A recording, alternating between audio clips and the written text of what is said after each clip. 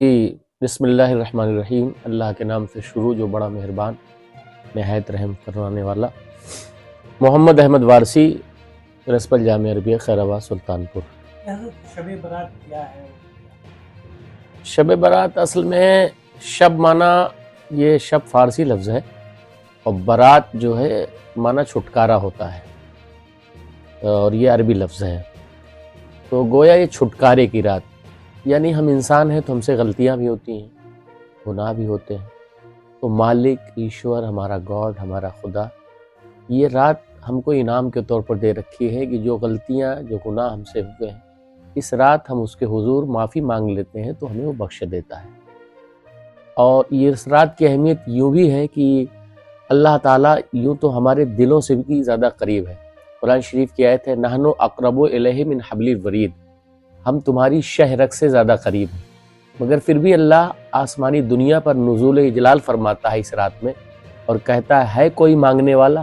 ہے کوئی لینے والا۔ یہ رات در حقیقت مانگنے کی رات ہے،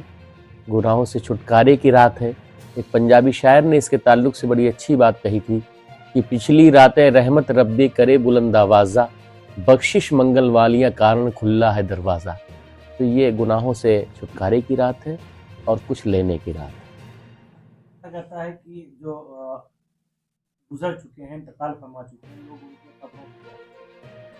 کا صحیح طریقہ کیا ہے؟ دیکھیے ایسا ہے کہ ایصال ثواب کی بڑی اہمیت ہے، اور جیسے ہمارے زندہ لوگ جو موجود ہیں زمین پر وہ کچھ نہ کچھ اپنوں سے خواہش رکھتے ہیں، امید رکھتے ہیں، ایسے جو اس دنیا سے جا چکے ہیں وہ اپنی قبروں میں ہیں، وہ بھی اپنوں سے کچھ امید رکھتے ہیں۔ تو ظاہر سی بات ہے دنیا کی دولت کی امید نہیں رکھتے، مال کی نہیں، وہ چاہتے ہیں کہ جو نیک عمل ہے قرآن کی تلاوت کی شکل میں، جو تسبیحات کی شکل میں وہ پیش کریں تو اس سے ان کو فائدہ بھی ملتا ہے،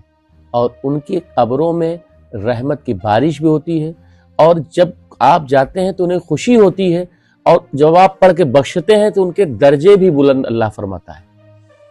تو جب آپ جائیں وہاں تو سب سے پہلا طریقہ یہ ہے کہ پائنتی طرف کھڑے ہوں، السلام علیکم یا اہل القبور کہیں، اور پھر جو آپ کو اوراد و وظائف معلومات ہوں تو قرآن کی صورتیں یاد کریں اور ان کی روح کو ایصال ثواب کریں، تو یہ بہت بہتر عمل ہے۔ دیکھیے در حقیقت اسلام میں کسی بھی خرافات کی کوئی جگہ نہیں، چاہے وہ آتش بازی ہو، چاہے وہ اب بہت سارے لوگ قبروں پہ موم بتیاں لگا دیتے ہیں، اگر بتیاں، دیکھیے قبروں پہ موم بتیاں لگانے سے قبر والے کو کوئی فائدہ نہیں پہنچے گا، اگر بتی لگانے سے کوئی فائدہ، آپ وہ اچھا نیک اولاد ہے تو اس کے عمل کی بنیاد پر صاحب قبر کو فائدہ پہنچے گا۔ جنہوں نے دنیا سے رخصتی حاصل کی ہے، اگر انہوں نے اچھے کام کیے ہیں تب ان کو فائدہ پہنچے گا۔ تو لہٰذا جو موجودہ دور میں شور شرابہ ہے، آتش بازی ہے، اسلام اس کی اجازت نہیں دیتا۔ یہ رات مانگنے کی رات ہے، رونے کی رات ہے، گناہوں پہ شرمندہ ہونے کی رات ہے، اور خاص طور سے جب آپ قبرستان جائیں تو اس نیت کے ساتھ جائیں کہ جیسے یہ بندہ اس زمین پہ موجود ہے، آنے والے دن میں ہماری باری ہے تو ہمیں اس کے حساب سے جانا چاہیے۔ اور پیغام اس رات میں ہمیں یہی دینا چاہیے کہ سب سے پہلی چیز یہ ہے کہ کسی کا دل نہ دکھائیں۔ یہ رات 3 ایسے لوگ ہیں جن کو معاف نہیں کرتی۔ پہلا شخص وہ ہے جس نے خدا کی خدائی میں کسی کو شریک کیا، اس کو نہیں معاف کرتی ہے یہ رات، یہ رب العالمین نہیں معاف کرتا۔ دوسرا، جس مومن بندے نے کسی کے تعلق سے کینہ، حسد رکھا، بغض رکھا، اس کو معاف نہیں کرتی۔ اور تیسرا، وہ شخص جو قطع تعلق کرے، یعنی چھوٹی چھوٹی باتوں پہ اپنے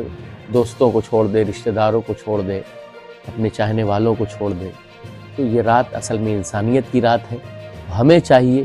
کہ حسد سے بچیں، گھمنڈ سے بچیں، انسانیت کی خدمت کریں،